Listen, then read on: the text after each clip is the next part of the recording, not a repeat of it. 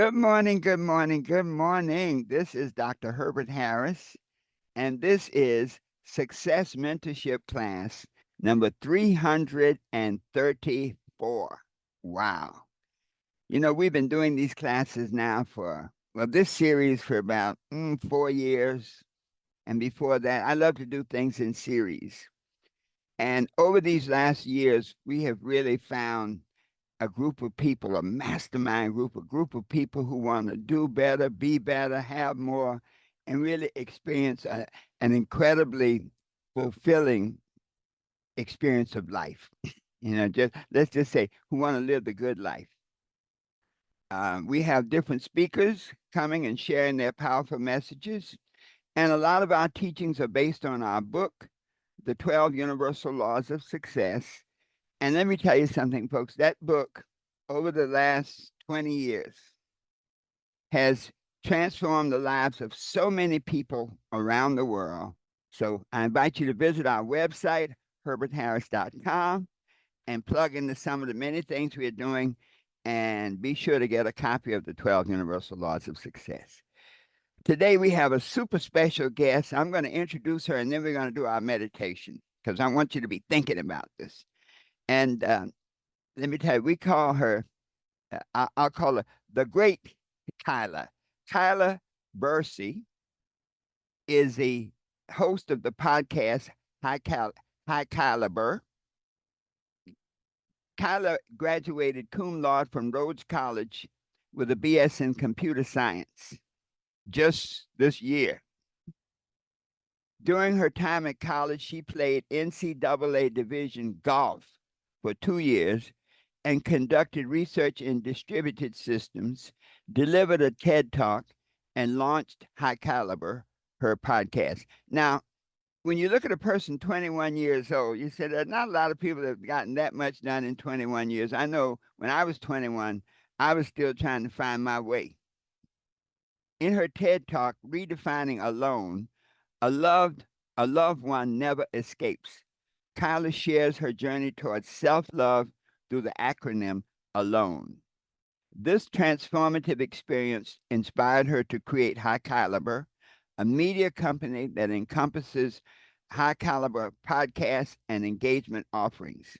High caliber engagement includes workshops, speaking engagements, and positive media.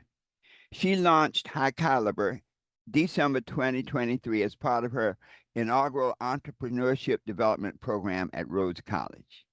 So I just wanted to give you a preview of who we're going to be hearing from today. So welcome, Kyla. Good morning. Good morning. Beautiful morning to you all. Thank you for having me today as your guest speaker. I'm excited to share with you my topic on pace and grace, and I look forward to getting started. Well, you go right ahead. I'm looking forward to hearing you. You have the floor, young lady. Okay. Welcome, everyone, to the High Caliber experience. As Janae alluded to, with my brand and platform that I'm growing, I'd like to first thank you all for showing up today.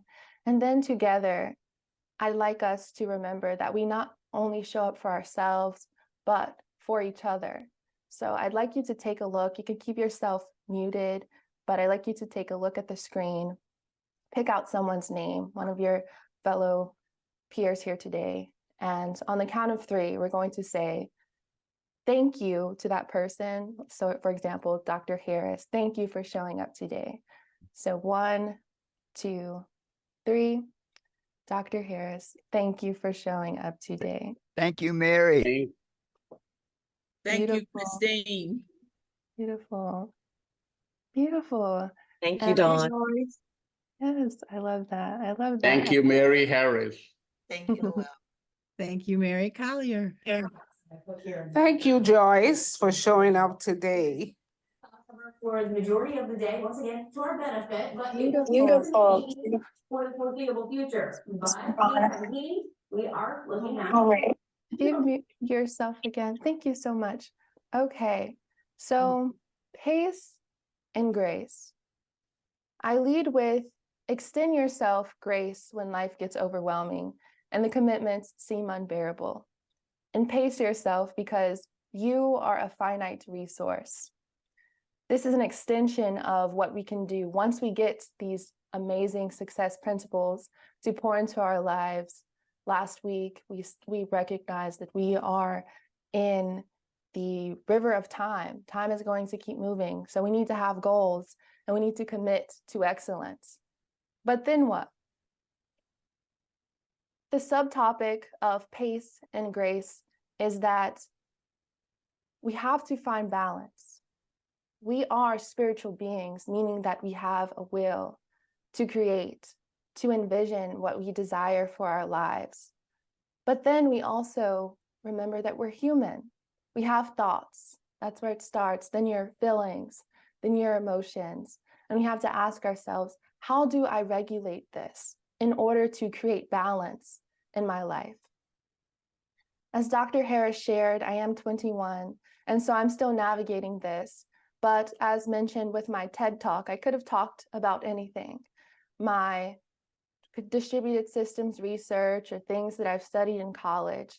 But I asked myself, what is universal that we all need to hear, where you all can hear me?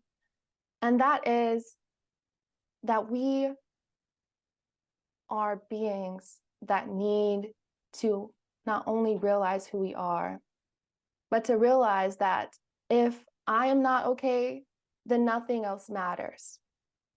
We need to find harmony in our lives. So how do we do this?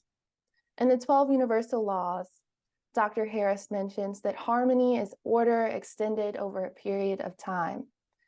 And there are also 7 basic principles or relationships to develop. Among the highest of those is your relationship with yourself. So to get in harmony with yourself, I first would like to share how I've come about this and where did I get this concept of being a spiritual being, living a human existence. With my podcast, I recently shared an episode with my 84-year-old mentor. His name is Mitch. I'm from Nashville, Tennessee, and I met him at the golf course through my father. One day I was at the golf course and Reverend Mitch or Mr. Mitch asked me, "Who are you?" And I'm like, "Well, I'm Kyla, right? Like, that's my name." So he followed up, "Okay, no, who are you?" I was like, "Well, I'm a student. I play golf, like I'm a daughter," describing myself as the relationships in my life or the labels that we are told to describe ourselves as. So I don't think I was telling him what he was looking for. So he said, "Now ask me that question." I was like, "All right, well, who are you?"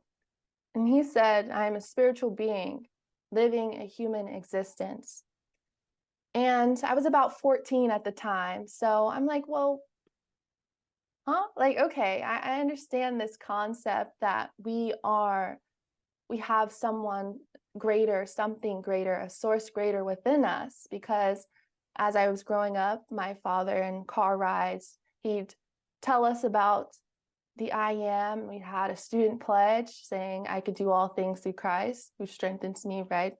"Greater is he within me than he that is in the world." So these were seeds being planted all along. But that statement caught me off guard as I'm like, well, what does that actually mean? Then I thought back to those car rides again. One day, most days, because with kids, you have to kind of tell them over and over. So this was another story my father had shared. He asked us, well, where is God? Where is this source? And so as kids do, we were like, I don't know, in the sky, or, oh, I don't know, where is it? And so he said, God hid the greatest gift on earth where man would never look, and that's inside of him.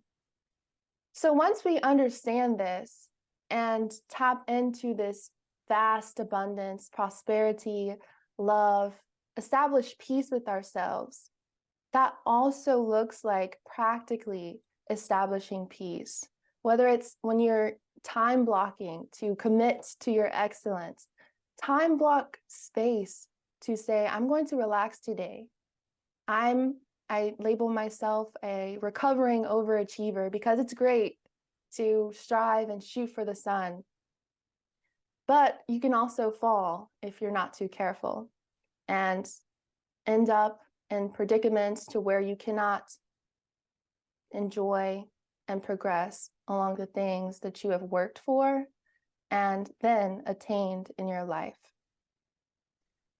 This is what leads me to, my friends, pace and grace. It's that simple. Pace yourself because there's only one you. And what does it look like to give yourself grace? It means to, I love how my therapist says, I'm an advocate of mental health. She says, treat yourself like your mother would. If you didn't get all of your tasks done in a day, right? Your mom will probably be like, okay, let's look at what did you actually do today? You went on a run, you did everything that you could in your power. But now let's rest. There has to be balance. I now move on to a story that I really figured out what did it mean to be human, that human part of this being a spiritual being and wanting to realize things within my life. I call it my 4 for 4 story. It's catchy. I think of 4 for 4 like Wendy's, so you can remember it, but I'm not talking about food. I call it a 4.0 for, well, how the time I established a 4.0 for a 4-figure medical bill. And that's after insurance. So my parents had to pay that. But throughout college, being ambitious as I was or am, I just am working on the balance part. I thought that I was doing everything. The harder I worked, the better everything in my life would become, right? But it wasn't until my junior year of college, and notice Dr. Herbert Harris said I only played college golf for 2 years. My junior year of college, I got injured in the gym, nothing tragic, but I got injured, my knee was injured, and I wasn't able to continue playing on the golf team that year. So I put all of my hard work and effort into my major, which was computer science. I had long nights. I wanted to win the computer science award, get all of these accolades, and I set a plan. I set my calendar, my schedule up to do so, and I did it. But that sounds great, right? But along the way, I may have achieved the 4.0, gotten the computer science award for that year, recognized by my school, my professors, my peers, but I was not okay. From the months October to January, I'd been to the emergency room for panic attacks about 4 times, once per month, if you're counting correctly, because I didn't recognize what was happening. Now I'm 20, and I'm like, I can't be having a heart attack, but my chest is hurting. My shoulders, I'm getting, a simple Google search can take you down a tunnel and say, well, let me just go get this checked out. And it wasn't until I was sitting in the emergency room the final night, I was all alone. My parents weren't there. It's like 3 a.m. I had to preserve my phone battery. And I just sat there in silence as the clock ticked and the nurse came in to draw my blood. And he sat over me, kind of in silence, but all I can hear was his breath. And I heard my heartbeat. And I said, this experience, this moment, these things, that's what it means to be human, to not only be able to control your thoughts, your feelings, and strive for all that you can be, but to be still with yourself, where you are. Then you can realize, who do I want to be? Where do I want to go? And once you set those things in motion, my friends, it is imperative to pace and grace. There's only one you. We must take care of ourselves along the way, not only physically, but mentally, then we can get in balance. Then we can finally establish harmony in our lives and those things that we can't control. I couldn't control Dr. Harris being on LinkedIn. I met him through LinkedIn, but I read his book last summer. So it was just amazing to me. I read his book last summer, and here I am on this amazing call with you all. But I couldn't control that. I just kept showing up. I kept setting in motion those things along the way. I could have said, well, I read his book this month. I want to meet him next month. But no, it was a year later for me. And that was out of my control. As they say, when the student is ready, the teacher will come, right? So I guess I was ready. But that is the only thing that we can't see, that faith aspect. You can say, well, faith without works is dead, right? But we also have to remember, I will give credit to Dr. Harris for this, but so is works without rest. And in that same scripture, it says, the body is dead without the spirit, hence spiritual beings living a human existence. So in our lives, as the river of time continues, we must allow ourselves to be whole, to feel all that we are, to be still, and to be who we are. Thank you. Woo! Woo! Woo! Woo! Woo! Let me pull us up here. Wow. Wow. Wow. Kyla. Ooh.